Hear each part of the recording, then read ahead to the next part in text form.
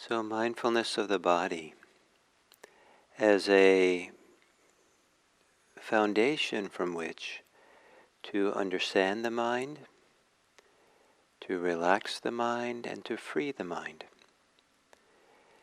That as the body becomes more relaxed, but not limp, relaxed, and so that's why relaxed might not be the best word, I think I said the other day.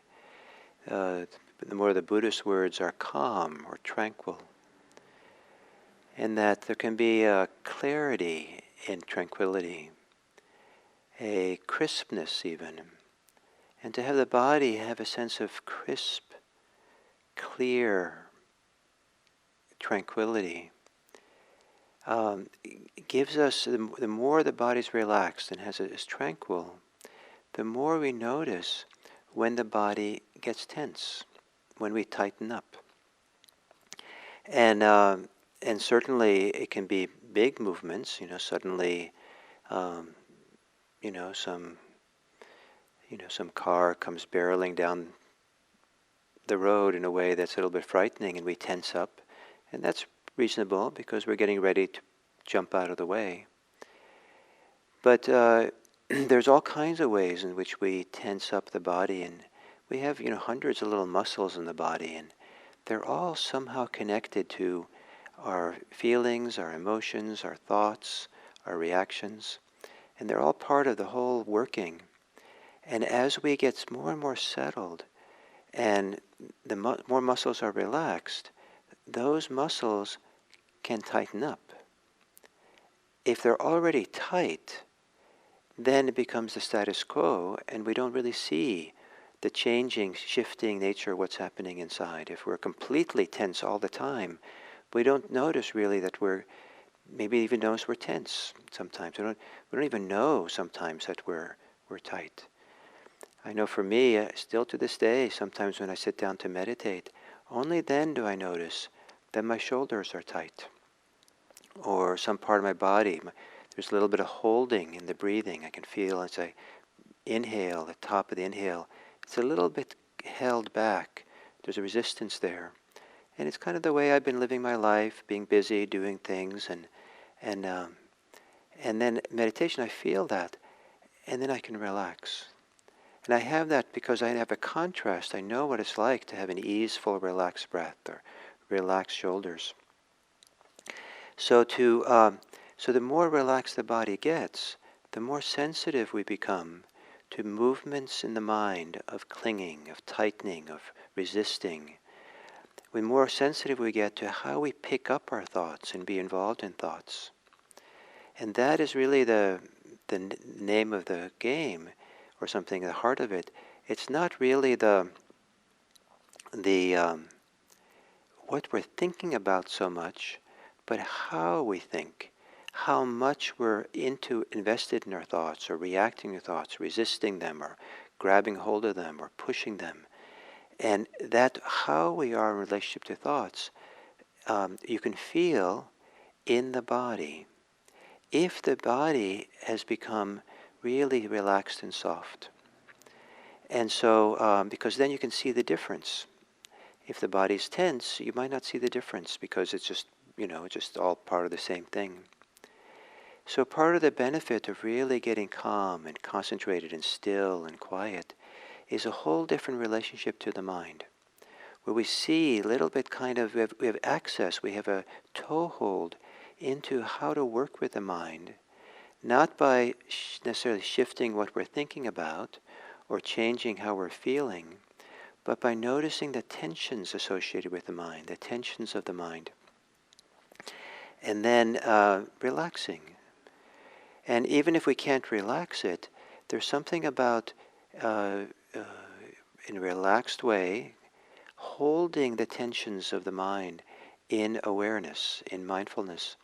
And maybe not trying at all to relax, but simply to hold it in awareness, that things begin to release themselves when they're held. It's kind of like if someone has a fist, a tight fist all the time, and they just so afraid or so angry, and they're just like holding it, and tight, tight, tight. And they don't even know that they're doing it. And someone comes along and says, here, my friend, here. And they take their hand and they put it and rest it in their hand. And the person says, oh, no, just relax your hand. Relax your weight. Let my hand support you. Generally, the tendency for that hand is to begin to open, to relax like that. And the person's not doing the relaxing, not forcing the hand open, but just holding it and supporting it and knowing it's accompanied allows the hand to relax. The same thing with the contractions, the vice grip sometimes that can be felt in the mind, the smallness, the narrowness of the mind, that if we just hold it in awareness sometimes, in mindfulness, just kind of help it feel safe and accompany with it, then something begins to release and relax. And in fact, some of the deepest forms of mental relaxation or calming there is, letting go, deepest form of letting go, are so subtle that to be the agent of doing the relaxing, doing the letting go, is a coarser activity than what is needed at that time. And so it just kind of goes in the opposite direction.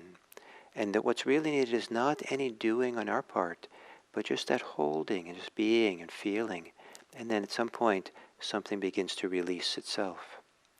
So we don't want to overdo being the agent of relaxation, relaxing and making ourselves calm. If we are pursuing that all the time, we're really missing the opportunity of really, in a more deeper way, cultivating mindfulness, attention, even cultivating concentration. But relaxation is allowed to relax, and so to feel the activities of the mind physically.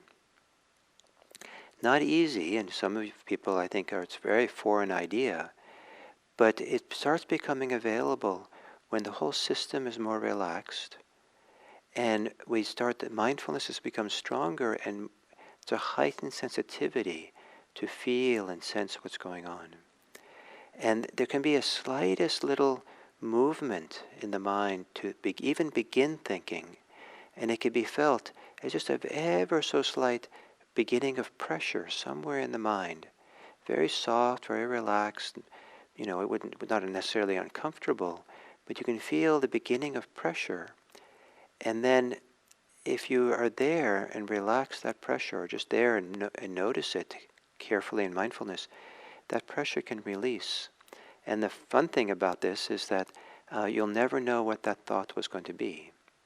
In other words, if you're really quiet and still, very sensitive, you can notice the physical changes associated with just the beginning of thought before a thought has been really formed. And it's that subtle, the physicality associated with the mind. So the mind, it's easy to think of the mind as being disembodied and being this abstract thing, or this I don't know what, formless kind of thing that has no connection to the body. But in fact, the mind is very closely, intimately connected with the body, and the workings of the body influence the mind, affect the mind. And exactly which has priority, which has the major role, I think we should be very careful not to decide exactly how it is. In particular, not to decide the major role for our whole life and how we live is in our minds. The minds and body are closely related. So mindfulness of the body is a way of taking care of the mind, is a way of taking care of the good heart. And so, so to develop mindfulness of the body, both by relaxing and by just really seeing and sensing and feeling the body fully, is a very significant way of caring, healing, supporting, and ultimately freeing the mind. So I hope that in all these talks about mindfulness of the body so far, my hope is that you value your body, that you become a friend of your body, that you really kind of trust the inner body, how the body feels like from the inside out. And don't give so much, especially in meditation, so much attention to what the body is from the outside in. What it looks like or how it feels, what you think about it. But just really feel it. And that's a powerful opening or doorway to all kinds of benefits, mindfulness of the body. Thank you.